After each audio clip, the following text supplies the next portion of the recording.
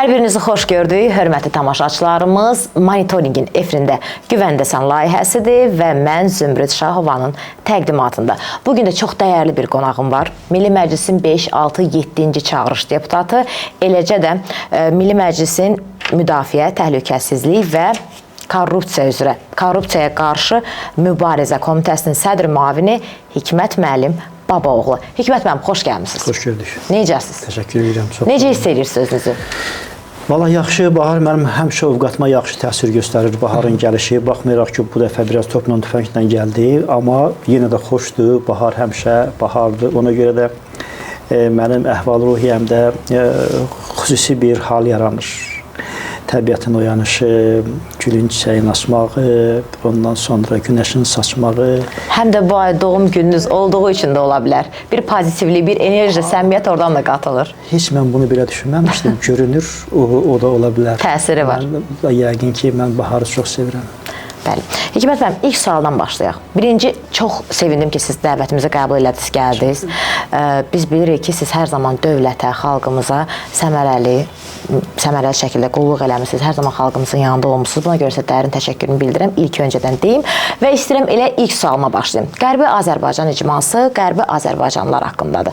Sualım belə olacaq. Qısaca bir giriş vermək istəyirəm. Yəni bir dönüş, qayıdış konsepsiyamız var. Amma cənab prezidentin dediyi kimi bunun üçün sülh müqaviləsi imzalanmalıdır. O müqavilədə iki bənddən, yəni ən əsas, daha doğrusu prezidentimizin tələb etdiyi iki bənd var. Ermənistan konstitusiyasına dəyişiklik və Minsk qrupunun tamamilə ləğv olunması.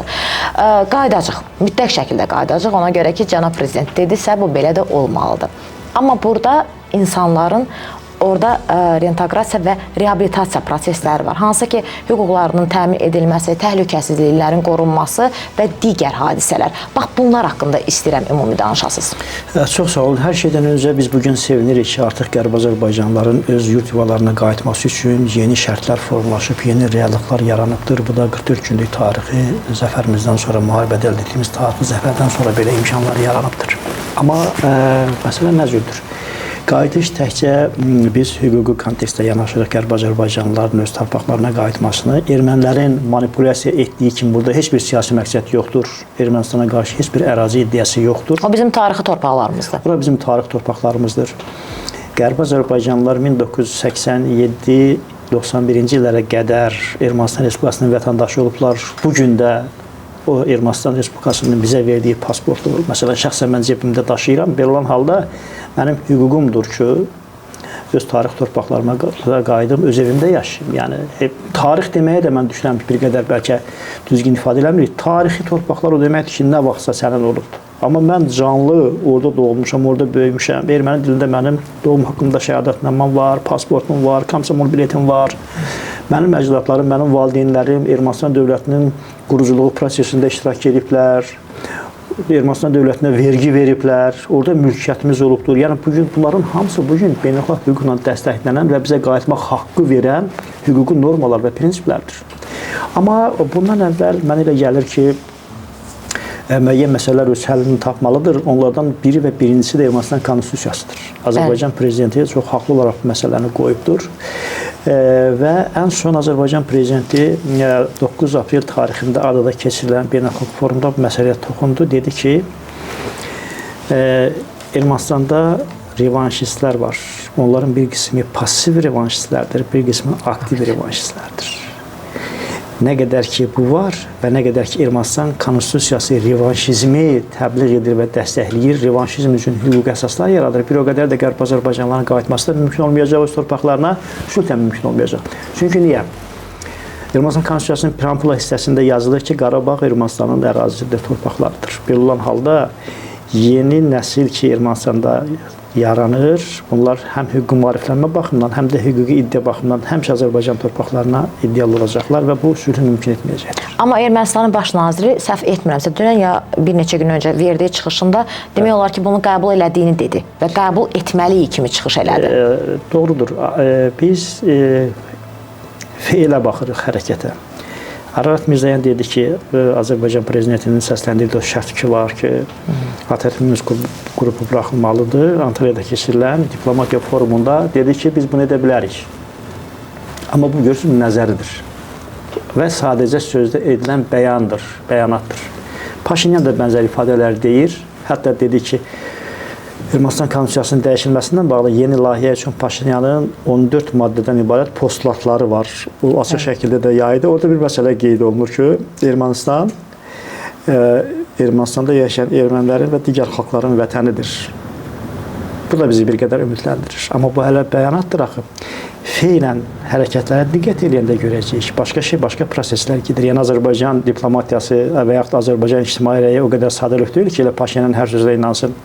Əgər siz 2020-ci ilin iyul hadisələrini təkrar edirsinizsə, Azərbaycan Gürcüstan Ermənistan sərhədinin ən dar boğazında bizim strateji kommunikasiyalarımız keçdiyi yerdə, Kəmərli kəndində, Qazax rayonunun Tovuzda yenə düz 2020-ci ilin iyul ayında olduğu kimi kommunikasiyalarımızı hədəfə alırsınızsa, orada bir lokal əməliyyat keçirdi, bura nəzarət götürmək üçün hazırlaşırsınızsa, biz onun hamısını Azərbaycan izləyir. Belə olan halda Paşinyanın sözünün və ya Ararat Mirzəyevin sözünün heç bir əhəmiyyəti qalmır.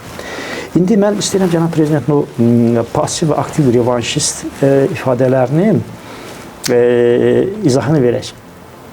Azərbaycan prezidenti erməni etnik psixologiyasının etnogenezisini açdı. Yəni, bu nə deməkdir? Ermənistanda sülh imzalayacaq siyasi təfəkkür yoxdur. Çünki Ermənistanda düşüncə və Azərbaycana münasibət pasiv və aktiv revanşistlərdən ibarətdir. Pasiv revanşistlər Paşinyan və onun komandasıdır. Dildə bəyanat verir, arxada müharibəyə hazırlaşır gözümüzün qabağında. Aktiv revanşistlər də Köçəryan, Sarkisyan, Daşnan Kuçin və onların ətrafında olanlardır. Yəni belə. İndi nə etmək lazım? Revanşizmin subkomponentləri, revanşizmi qidalandıran iki komponent var. Biri etnik nifrətdir. Bir də xarici qüvvələr. Xarici qüvvələr, üçüncü istəyirsiniz deyək, etnik nifrət və narsizmdir, ego. Azərbaycanlılara qarşı narsist yanaşma. Yəni belə. Bax, bunlar psixoanalizin banisi, bilirsiniz, Sigmund Freud. Freud məsələləri fərdi kontekstdə qoyur. Amma mən uzun müddət Bakı Dövlət Universitetində sosiologiyanı tədris elədim, özüm üçün yeni bir dünya açdım. Yəni, bir də bir sosiologiyanın analiz etdiyi sosial psixologiya var, davranışlar. Yəni, o fərdin davranışlarını, fərdin psixologiyasını, xarakterini biləndən sonra necə müəyyənləşdirə bilirsinizsə ki, hansı hardılar necə hərəkət edəcəkdir. Bir cəmiyyətin sosial münasibətlər sisteminin də psixoloji qatlarını biləndən sonra onun harada necə davranılacağını bilirsiniz. Cəmiyyət dediyimizdə o, əgər xalq demək mümkündürsə, tutaq Ermənistanda yaşayan o icma üzvləri, hansı? Elə deyək, hə. Elə deyək. Bax, burada maraqlı sual yaradır. Qərbi Azərbaycanlıların qayıdışı mütləq bundan toqquşacaqdır, əgər baş verərsə. Azərbaycanlılara qarşı etnik nifrətlə, onların haqlarını tanımamaqla bu sosial psixoloji müstəvidə inteqrasiyanı rədd edir, birgə yaşayışı rədd edir etnik nifrət.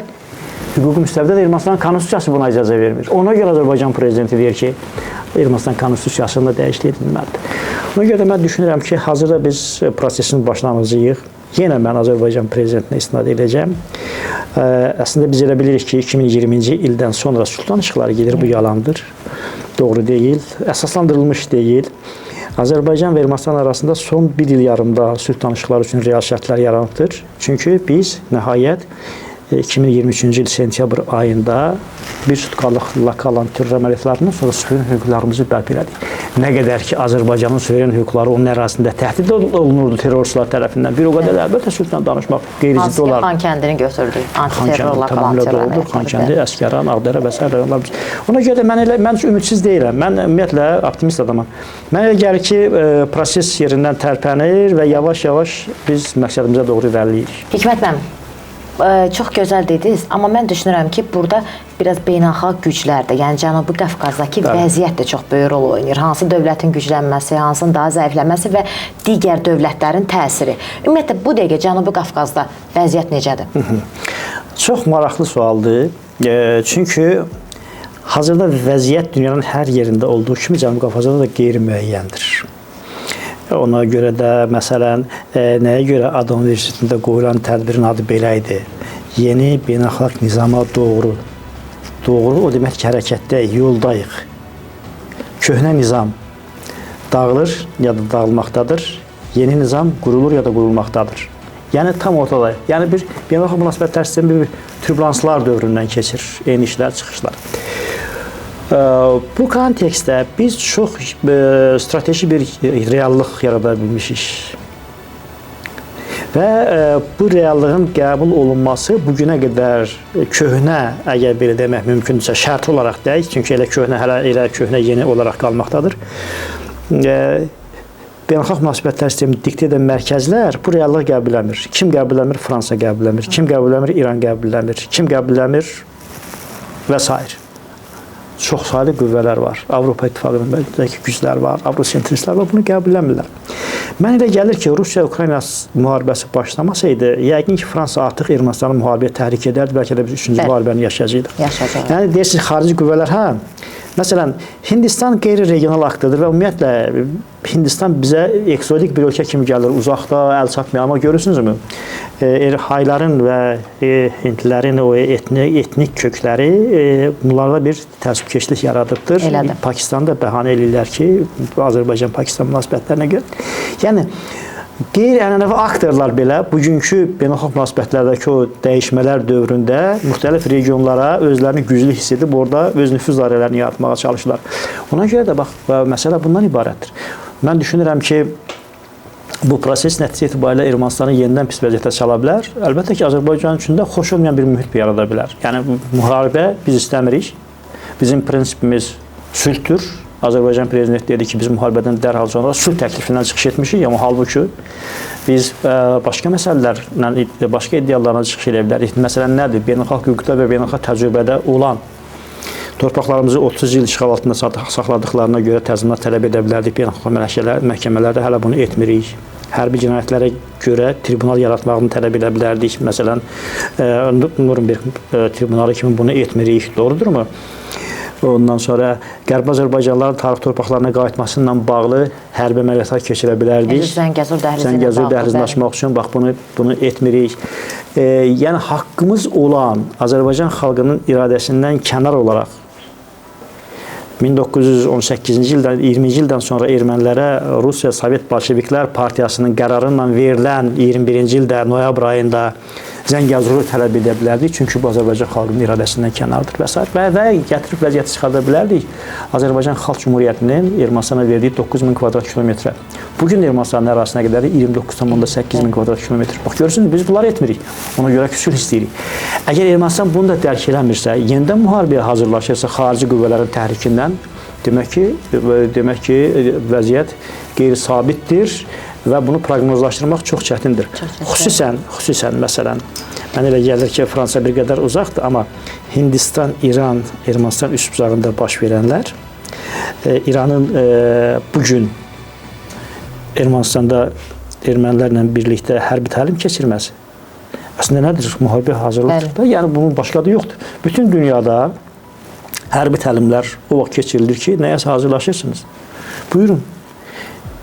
Belə olan halda regionun gələcəyi çox qeyri-müəyyəndir. Ona görə bizə yaxşı müttəfiqlər və yaxşı arxalanacağımız dostlar var, lazımdır ki, bu ikinci Qarabağ savaşında biz bunu hiss elədik, gördük və doğrudan da bizim hər zaman müstəqilliyimizi qəbul edən və hər zaman bizim yanımızda olan İsrail dövlətidir, Türkiyə dövlətidir. Elə istəyirəm, bax, onların münasibətləri, Qafqazda, yəni bizim onlarla münasibətimiz, onların münasibəti, düzdür, cənab prezident də bu barədə danışdı. İstəyirəm, bax, oradan bir dənə şərh gətirəsiniz. Baxın, demək, yeni dünya nizamı yeni müttəfiqlərin və yeni güc mərkəzlərinin çiyinlərində bərqərar olacaqdır. Biz çox xoşbəxtik ki, yeni dünya nizamına getdiyimiz yolda bizim Türkiyə kimi müttəfiqimiz və İsrail kimi dostumuz var. Dostumuz var, bəli. Azərbaycan prezidenti bunu çox gözəl ifadə etdi və yenə adada keçirilən beynəlxalq forumda qeyd elədi ki, biz açıq bəyan edirik, İsrail bizim dostumuzdur. Dost dar gündə tanınır. Və bir neçə dəfə sübut elədi. İllərdir sübut edir, daha doğrusu bu 30 ildə, onun əvvəlki illərdə. Bu dar günümüzdə bizim arxamızda olan kim oldu? Qardaş Türkiyə oldu. Bizim arxamızda kim oldu? İsrail dövləti. İsrail dövləti oldu. Azərbaycan prezidenti təsadüfən Harapun başını sığallanırdı ki. Yəni bu... Belə. Baxın, deməli, İsrail və Azərbaycan xalqları arasında tarixin dərinliklərindən gələn ortaq xarakter bənzərliyi, hətta mən deyərdim ki, ortaq genezis bənzərliyi var. Biz Azərbaycanın Şirvan bölgəsinin və şimalın Dərbənddə daxil olmaqla şimal hissəsinin böyük ərazilərinin daxil olduğu Xəzər xaqanlığından üzü bəri gəlirik. 9-cu əsr Xəzər xaqanlığı. Xəzər xaqanı Bulan xan feildən əmələ gələn isimdir. Buldum, nə etdim? Buldum. Bulan, Tanrıyı bulan, dini bulan. Yəhudi dinini qəbul elədim. Yudaizmi dövlət dini kimi qəbul elədim. Xəzər türkləri və xaqanlıq, ilkin mərhələdə xaqanatlıq və onun ətrafı, sonra isə bütün xalq bu dini mənimsədi. Və o dövrdə İspaniyada mövcud olan Yəhudi icmaçının başçısının bugün də arxivlərdə olan Xəzər xaqanı, Bulan xana olan məktubu var. Deyir ki, siz İsrail oğullarının hansı boyundan gəlirsiniz? Mən çox sevinirəm ki, siz Xəzərin şimalında dövlət qura bildiniz. Məktub var. Bu da buna cavab yazır ki, biz Nuhun oğlu Nuh Yalavaz yazır. Nuh Yalavazın oğlu Yafəsin soyundan gəlirik. Biz Toqarmanın evlatlarıyız. Olcay. Yafəsə Olcay deyir. 8-9-cu əsrlər. 8-9-cu əsrlər. Baxın, demək biz türkük deyir yəni. Amma inancımız Yəhudi inancıdır. Yəhudiliyi qəbul etmişik biz. Demək, Yalavaz Peyğəmbərə qədim türklər Yalavaz deyirdilər. İndi bizdə Yalavaz sözü müstəqil leksik vahid kimi işlənmir. Yalavaz yəni heç nə başa düşmürük. Amma az Yalavaz deyəndə bilirik ki, az nədir? Yalavaz da bunu demək. Yalavaz nədir? Yalavaz dünya nemətindən imtina edən, az qalan, az Yalavaz, möhtac olan. Yəni indi bütün dinlərdə yoxdur ki, demək, dünya malında gözün olmasın, axirətinə hazırlaşma. Həmən fəlsəfə ona görə Yalavaz deyir. Və bu məktublar qalır. Amma o vaxtdan üzübəri bir Yəhudi-Azərbaycanlı qardaşlığı var. Hətta bugünə qədər inancı, Yəhudi inancı olan Karaim türkləri var. Və sonra nə baş verir? Ərəblər çox təəssüf ki, demək, Xəzər xaqanlığına hücum edirlər. 9-cu əsrdə yerlə yeskən edirlər, dağıdırlar və bunlar dağılırlar. Dünyanın müxtəlif ölkələrinə dağıldıqlarına görə dillərini saxlayanmırlar. Məsələn, böyük bir qismi gedir Almaniyaya, Aşağı Saksoniyaya, Bavariyaya gedirlər. Çünki o torpaqlarda bunların ləqələri var. Dillərini unudurlar, dinlərini unutmurlar. Ona görə onlar Yəhudi kimi, Aşkenazlar. Aşkenaz dili German dilinin bir pozuq ləhcəsidir. Yəni bugün də İsrail əhalisinin az qala yarısından çox Aşkenazlardır, düzdürmü? Avropa Yəhudiləridir. Antropologiyasına baxırsınız, burada Semitdən əlamət yoxdur. Mavi gözlü, Bəli, elə onu yəni Xəzər xaqanlığında olan o türklər Azərbaycan xalqının da etnogenezisində iştirak ediblər. İsrail xalqının da etnogenezisində iştirak ediblər. İndicə bu xalqa qardaş demə, necə deyəcəksən? Mənə elə gəlir ki, İsrail və Azərbaycanın doğmalığının bir səsi də buradan gəlir. Artıq tarixi kökləri, tarixi faktlar əsaslanır. Yəni eyni türk tayfaları, eyni inancdan gələn, eyni qandan gələn xalq həm bugünkü İsrail xalqının formalaşmasında, etnogenezisində iştirak edir, həm də Azərbaycan xalqı etnogenezisində. Ona görə mənə elə gəlir ki, bəzən biz təəccüblənirik ki, nəyə görə Azərbaycanda antisemitizm yoxdur, nəyə görə elə İsraildən gələn dostlarımız, indi bax, burada artıq qardaş da demək olar, gördünüz, bu qardaşlığa gəlib. Artıq. Oradan gəlib, deyirlər ki, Azərbaycan bizim üçün vətəndir. Çünki bu doğmalıq var. Ona görə də necə biz Türkiyəyə gedirik, necə biz Türkiyəyə gedəndə, türklər qardaşımız, bəli, hər zaman deyil. Olanda Azərbaycan prezidenti ona görə məsələn bu şeylərə laqeyd qala bilmir. Dedi ki, biz birinci dəfə Ağdəniz hövzəsində baş verən böhran zamanı biz İsrail-Türkiyə münasibətlərini yaxşılaşdırdıq. İndi ikinci şans düşübdür. Azərbaycan prezidenti bu açıqlamaları verəndə sən demə, Türkiyə nümayəndə heyəti və İsrail nümayəndə heyəti Bakıda görüşürlərmiş. Bu qürur vericidir. Baxın, nə baş verir? İsrail dövləti və Yəhudilər Yaxın Şərq regionunun aborigenləridir. O torpaqlarda yaşamaq ərəblərin haqqı olduğu kimi bizim dindaşlarımızın İsrail oğullarının da haqqıdır, Yəhudilərin də haqqıdır. Çünki niyə? İbrahim Peyğəmbərin iki oğlu var. İsmail, Həcərin evladı, İsaq, Saranın evladı. Necə olur ki, yəni İsmail evladlarına ərəblərdir, semitlərdir. Bunlara yaşamaq haqqı tanınır, amma İbrahim Peyğəmbərin ikinci oğlu İsaqın evladlarına burada yaşamaq haqqı tanınmır. Bu da semitdir, sən də semitsən, iki qardaşın, bir atadan olan iki qardaşın evladısın. Nə olsun, ananız farklıdır. Bəli. Ona görə mənə elə gəlir ki, ərəblər də məsələyə bu cür baxmağı bacarmalıdırlar. Yəni elə təqdim olunur ki, güya ki İsraildə, Qüdsdə yaşamaq, Yeruşalimdə yaşamaq haqları yox. Niyə ki? Yəni bunlar da bu torpağın evlatlarıdır, burada doğulublar, doğrudurmu? Mənə elə gəlir ki, Böyük İbrahim sazişini düşünənlər çox düzgün düşünüblər. İbrahimə qayıtmaq lazımdır. Kökən. Bütün deməli səmavi dinlər sülhü təmin edir. İbrahim harda doğulmuşdu? Yox. İbrahim burada doğulmuş, Türkiyədə. Türkiyədə, aha. Ur şəhərində. Şumerdə doğulmuşdu.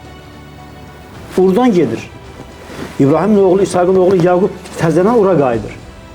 Düzdürmü? Türkiyə arasında qayıdır. Yəni bu bizim ortaq coğrafiyamızdır.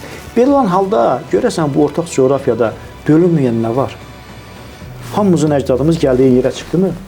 Bax, mən ona görə deyirəm ki, bu fəlsəfəni mənimsəsək, ona görə bunu təbliğ eləmək lazımdır. Təbliğ eləmək lazımdır. Və Azərbaycan prezidenti bunun fərqində olduğuna görə, bax, indi biz yeni reallıqlar dedik. Azərbaycanın yaratdığı yeni reallıqlardan sonra, baxın, Azərbaycan artıq Cənubi Qafqazın regional aktoru deyil. Türkistan coğrafiyasından, Orta Asiya dediyimiz Türkistan coğrafiyasından tutmuş, son dövrlər Azərbaycan-Suriya münasibətlərindən tutmuş, Antalya Beynəlxalq Diplomatiya Forumunda Sudanın prezidentindən Azərbaycan prezidenti görüşdü və s. və s. Yəni bu coğrafiya bütöv baxanda görürük ki, gələcəyin güc mərkəzi və yaxın şərqin taleyi Türkiyə-İsrail dostluğundan keçir. Keçir, elədir. Bu dostluğun da tam bir addımlığındaydıq, ha? Addımlığındayıq və müəyyən qüvvələr var ki, istəmir, amma mən düşünürəm ki, olacaq. Mən də düşünürəm. Olacaq, çünki maraqlar mı? Bu Türkiyənin də milli maraqları, İsrailin də milli maraqları bunu diktəyir. Baxın, əslində nə baş verdi? Qəzza müharibəsi başlamamışdan bir neçə gün əvvəl İshak Herzog, İsrailin prezidenti Türkiyə gələcəkdi. Və çox böyük layihələr müzakirə olunacaqdı. İsrail qazının Avropaya nəql olunması, ondan sonra Ağdəniz hövzəsindən iki böyük kommunikasiya çəkiləcəkdi. Biri Anadoludan qərbə doğru, Avropaya doğru, biri isə Anadoludan Qaradənizə doğru, şimala doğru. Çox mühüm bir layihə idi. İndi bu oyunu kim pozdu? Bu oyunu pozanlar Ərəb-İsrail barışığını istəməyənlərdir. Ətrafında proksi qüvvələr yaradaraq ərəbləri İsrailə qarşı provokasiya edənlərdir. Bu kimdir? İrandır. Hizbullah kimin təşkilatıdır? İranın. Həması kim dəstəkləyir? Müxtəlif versiyalar var, yenə İsrail. Baxın, nə baş verdi? Mən elə gəlir ki, burada Amerika Birləşmiş Ştatlarında müəyyən rol oldu, Avropa ölkələrində müəyyən rol oldu.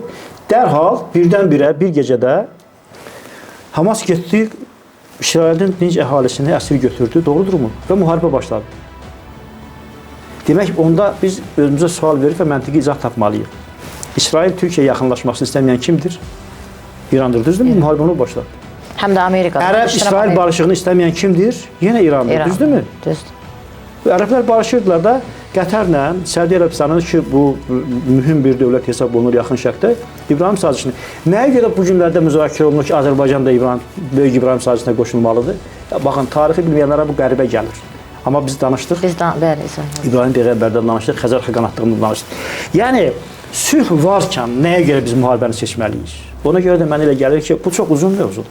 Mənə elə gəlir ki, yəni hamımızın başda dost, qardaş, canımız, gözümüz Türk olmaqla, İsrail olmaqla, dostumuz İsrail olmaqla, ya tarixin sınaqlarından keçən bu dostluğu yaşadan İsrail-Azərbaycan münasibətləri olmaqla biz təkcə Türkiyə, Azərbaycan, İsrail üsbucağındayıq. Bütövlükdə yaxın şərq və Şimali Afrikada böyük bir güc mərkəzinə çevrilə bilər.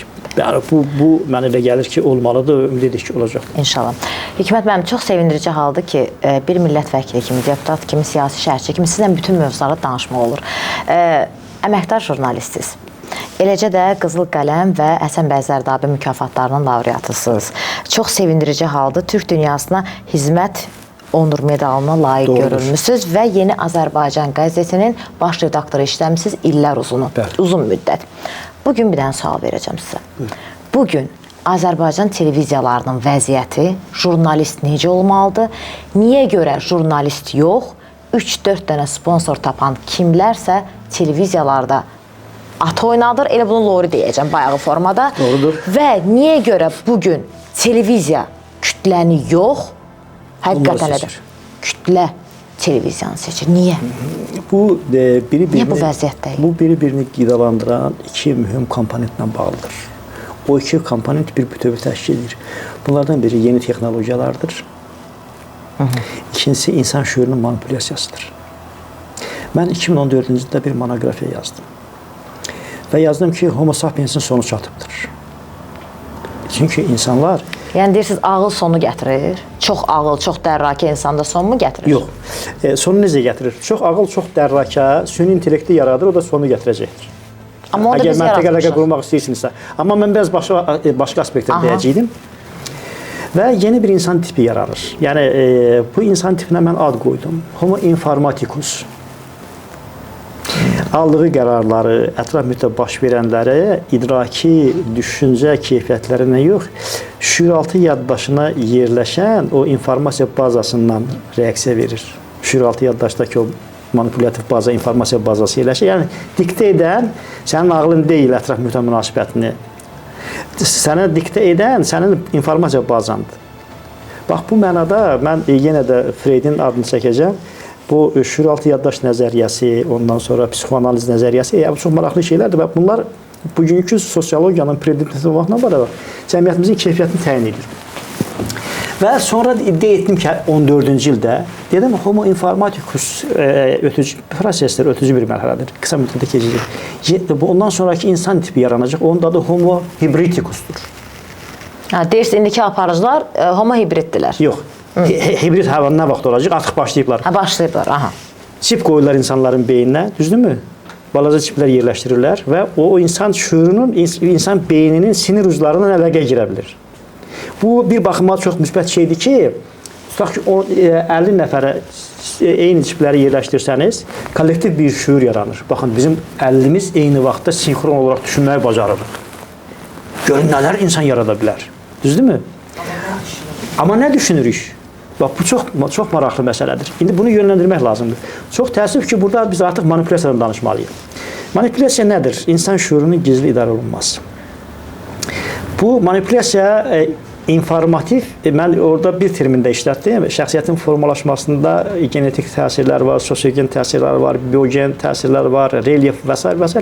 Mən bir də infogen təsir əlavə elədim ora. Bunların hamısının müəlliflik hüququnu Kamran məndən almışam, sağ olsun. Infogen təsir nədir?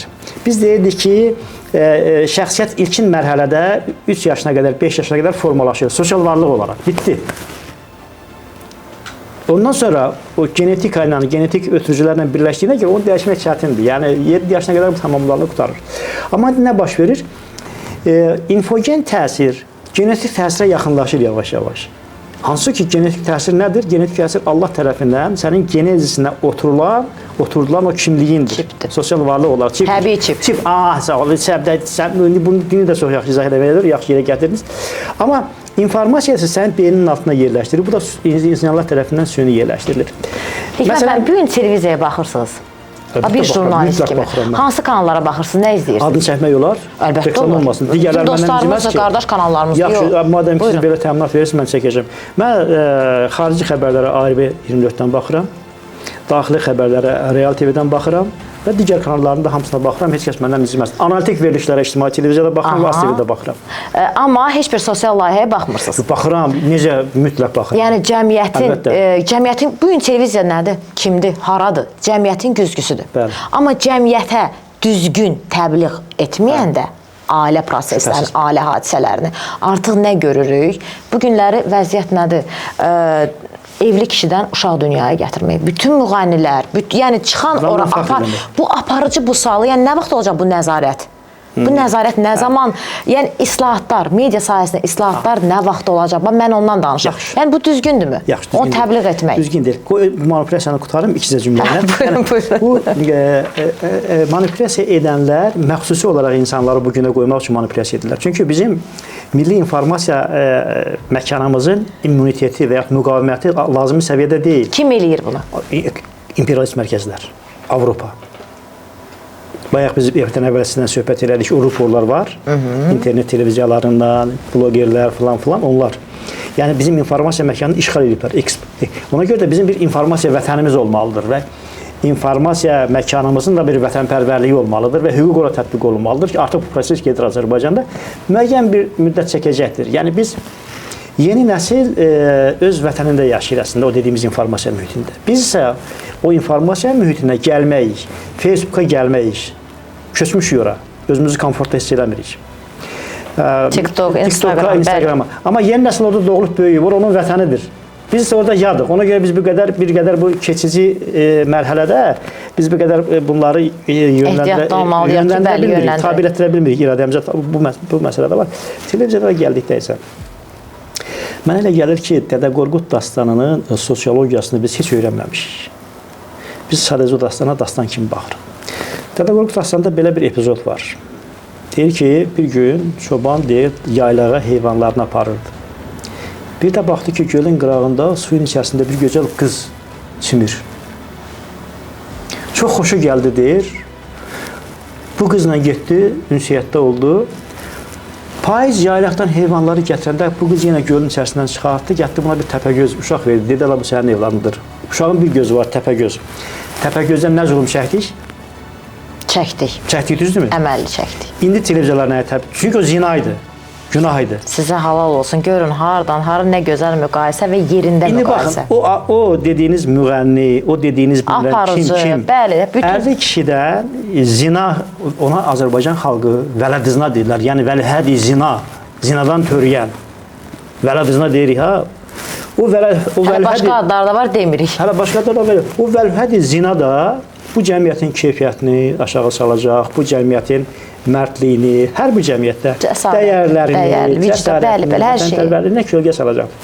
Mən bunun ən bariz nümunəsini bu vələdiznalardan təpəgözlərdən çəkdiyimiz bücə cümlə deyirəm. Baxın, biz bu vəlihədi zinaların Azərbaycana vurduğu zərbəni harada gördük? Məsələn, öz genetik kodlarımızı ötürdüyümüz ermənilərdə. Köçəryanın atası Azərbaycanlıdır. Daşkəsənli bir Azərbaycanlıdır. Köçəryan Təpəgöz, hərbi cinayətkar, terrorçu, başımıza nə bunlar açdı? Ona görə də Azərbaycan xalqının bir sözü var. Əlinə, dilinə və belinə hakim ol. Belinə hakim ol. Zina eləmə.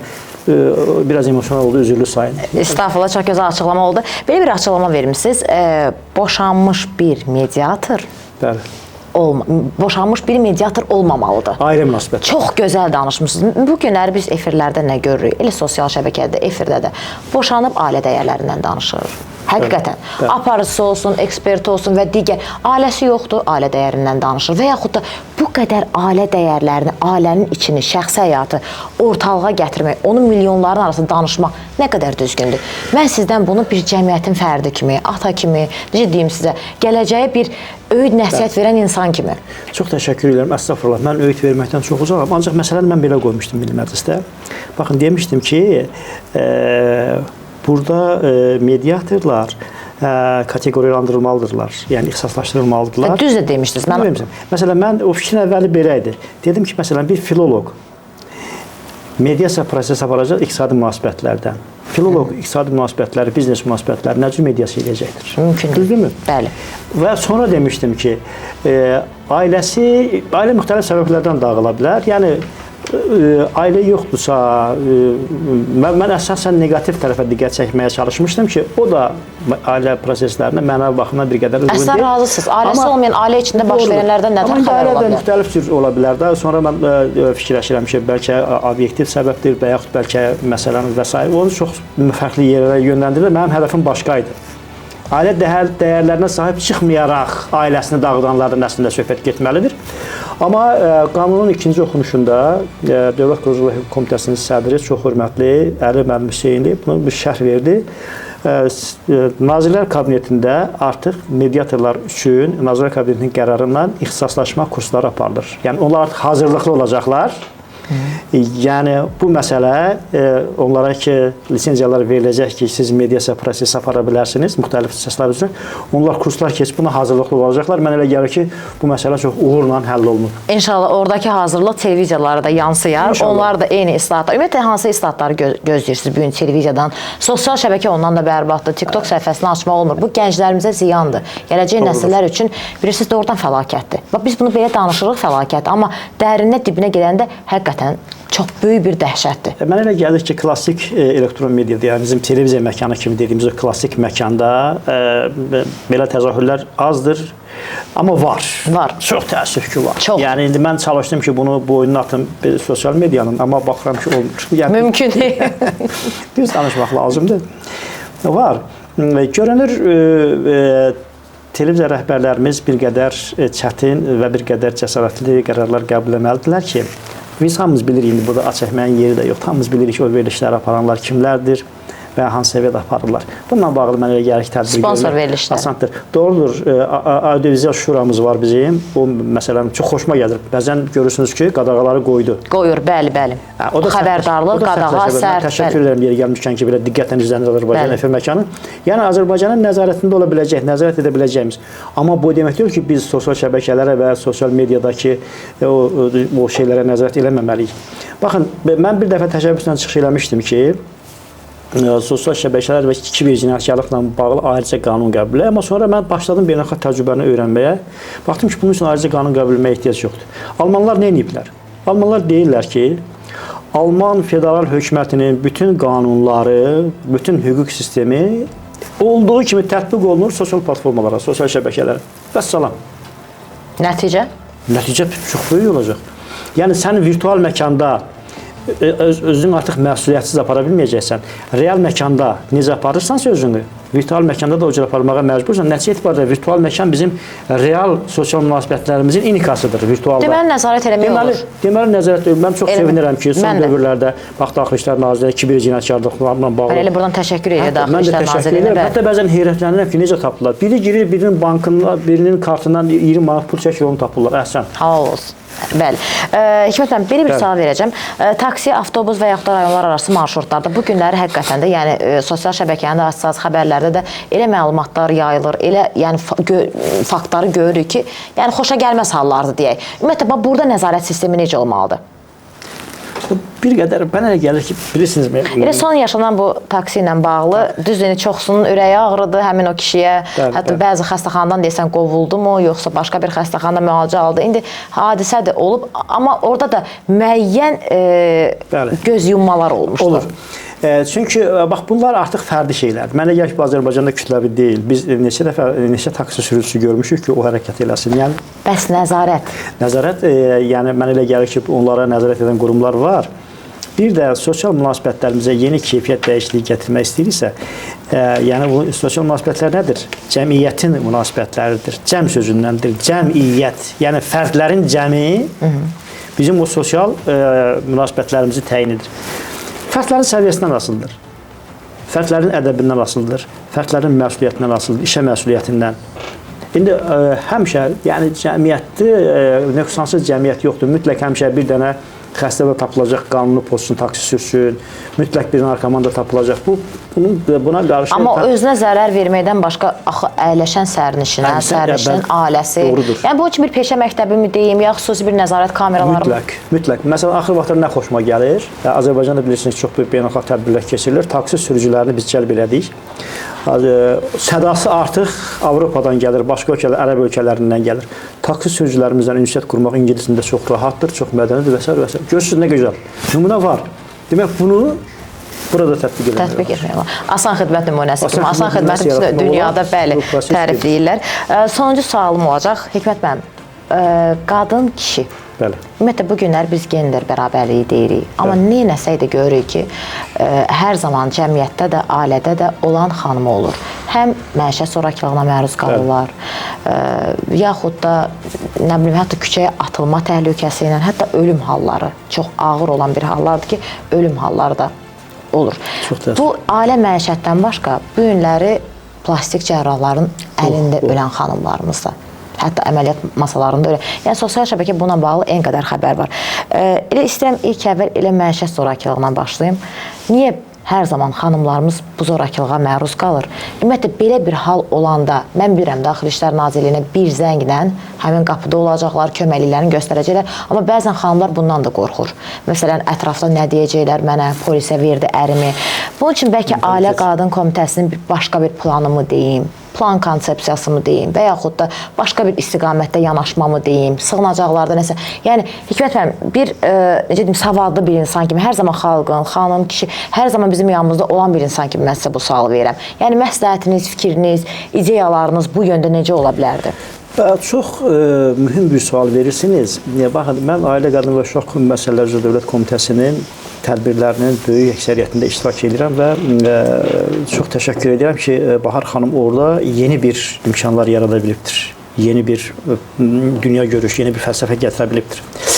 Eyni zamanda bildirmək istəyirəm ki, bizim Ombudsman İnstitutundan da çox yaxşı əlaqələrimiz var. Mən İnsan Hüquqları Komitəsinin üzvü kimi elə onu bildiyim üçün Səbinə xanım da bu çox böyük işlər görür. Birincisi, bunun yolu maariflənmədən keçir. İkincisi, yenə də informasiya məkanımızın zəhərlənməsindən, zorakılığın təbliğ olunmasından, o media institutlarında, elektron mediada zorakılığın ifşa olunması, bəlkə bəzən nümunə kimi tətbiq olunması. Çox üzr istəyirəm Hikmət müəllim, 16 yaşında ərə vermək qızını siz hansı maariflənmədən danışırsınız? Cinayət birbaşa cinayətdir, əlbəttə ki. Maariflənmə. Dediniz maariflənmə, amma deməli deyil də maariflənmə ilə olmur. Demək yoxdur. Demək nə etmək lazımdır? Mənə elə gəlir ki, əslində çox geniş cavab tələb edən sualdır sizin bu sualınız. İlkin mərhələdə nədir? Ailədə, özünü tutanım, bu gərginlik iki halda baş verir. Nədir? İnsan sürü psixologiyasına yaşayır. Yəni, insan özünə məxsus bir sürüdür. Cəmiyyət dediyimiz elə sürüdür. Nadir heyvanlar var ki, çox az heyvanlar, onlar da sürü şəklində yaşayırlar. Burada bir sürü iyerarxiyası olur. Psixologiya eynidir, nəticə etibarilə. Nədir? Sürü də özünə lider seçir. Bax, at ilxısı sürüsündə başqa və s. İnsanlar da bir lider seçirlər. Yəni, genetik olaraq biz müəyyən bir avtoritetə tabi olmaq ehtiyacı hiss edirik özümüzə. Din də ona görə yaranıbdır. Biz özümüzü mütləq kiməsə tabi etdirmək bir diktəsi var bizim içərimizdə, bizim ruhumuzda. Çox üzr istəyirəm, bu ailəyə aiddir, yoxsa nəslin ağsaqqalı, abirçəyi? Ailəyə, ailə başçısı. Gənclər evlənən kimi istər-istəməz, bəzən fərqində olaraq, bəzən fərqində olmayaraq burada ailə başçısı kim olacaq mübarizəsinə başlayırıq biz. Məsələn, toylarımızda bu adət hardan gəlir? Toylarımızda deyir ki, gəlin içəri gəlin, ayağını bas. Ayağını bas. Niyə basırsan bunlara? Nə olur? Ya ondan sən lider oldun. Ondan lider, bəli.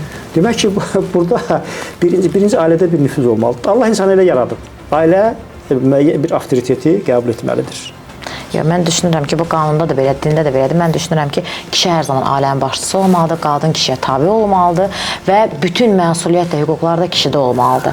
Amma ağıllı kişidən söhbət gedir. Söhbət ondan gedir ki, xanımına əl qaldıran, şiddət göstərən, alçaldan kişidən. Şübhəsiz. Ona görə mən nüfuz dedim. Bəli. Nüfuz, avtoritet. Yəni, xanımın səni qəbul edəcək. Sən də, amma bu necə? Sən ailədə kişi xanımını inkar etsə, o xanım heç vaxt bu kişi qəbul etməyəcəkdir. Mümkün deyil. Bu qarşılıqlı, nəticə etibarilə insan insandır. Hüquqi kontekstdə əlbəttə ki, kişi ilə qadının bir fərqi yoxdur, amma bioloji kontekstdə elə kişi kişidir, qadın qadındır da. Yəni, bunun fiziki gücündən tutmuş, fizionomiyasından tutmuş. Elə ağlına kimidir. Yəni, kişi ilə qadın ağlı eyni ola bilməz. Bunu tibb də sübut edir. Amma məsələ ondadır ki, bu fərqdən istifadə edib qadını həmişə gücsüz görmək, əzmək olmaz. Qadını əzmək olmaz. Ona görə mən düşünürəm ki, bu hüquqi bərabərlik üçün də ilk növbədə mənəvi psixoloji hazırlıq olmalıdır ki, qadının da səndən bərabər olmasına qəbul edirsən. Bunun üçün də yenə də maariflənmə. Yəni biz zorla tutub gedib heç bir kişiyə deyə bilmərik ki, sən həyat yoldaşını niyə belirlədin? Çünki təəssüf ki, bizdə bir ənənə də vardı, ailə ənənəsi. Ay, astım, kəstim, vurdum. Belə şeylər olmamalıdır. Buna görə də mən sevinirəm ki, son dövrlərdə mən bəzən elə nümunəvi gənc ailələri görürəm ki, düzdür. Bununla bərabər o da var və bütün sevindiricidir. negativlərə baxmayaraq, bütün o boşanmalara baxmayaraq, yəni o qədər belə bərabər hüquqlu. Bax, məncə o mərhələyə, o kandardan girmişik artıq. Yeni mühitdə, yeni keyfiyyətdə təhsil alan gənclərimizin bir ailədən başqa həyat yoldaşına bir dostluq münasibətləri olur. bir yoldaşlıq münasibətləri olur. Bax, bu çox vacib şeydir, bu mütləq olmalı. Çox gözəl qeyd elədiniz. Mən də hər zaman deyirəm ki, bədbəxt qadın, bədbəxt ana, bədbəxt həyat yoldaşı heç vaxt gözəl cəmiyyət yarada bilməz. Cəmiyyətin gözəlliyi, birliyi elə xanımlarımızın üzərindədir. Hər zaman xanımlarımızın da qədrini bilək, bəylərimizin də qədrini bilək. Hikmət müəllim, mən sizə dərin təşəkkürümü bildirirəm. Çox sağ olun. Yaxşı ki, gəldiniz. Yaxşı ki, bu gözəl fikirlərinizi bizimlə paylaşdınız. Mən oxuyanda ki, həqiqətən bilmirdim.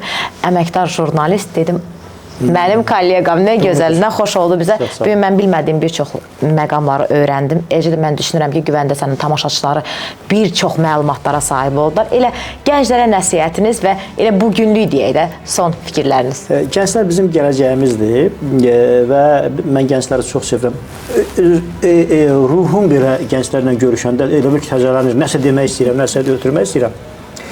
Bəzən gənclərlə bağlı biz ümidsiz oluruq, amma bizim Azərbaycan gəncliyi elə neçə il bundan qabaq, il yarım bundan qabaq nəyə qadir olduğunu bütün dünyaya sübut elədi. Qürur yaradır insanda, böyük fəxarət yaradır. Eşq olsun Azərbaycan gəncliyinə. Eşq olsun. Girəklərimizə gəldikdə isə Sokrat yazır ki, baxın, miladdan öncəki tarixdə, düzdürmü? 2200 il bundan, 300 il bundan qabaq təqribən.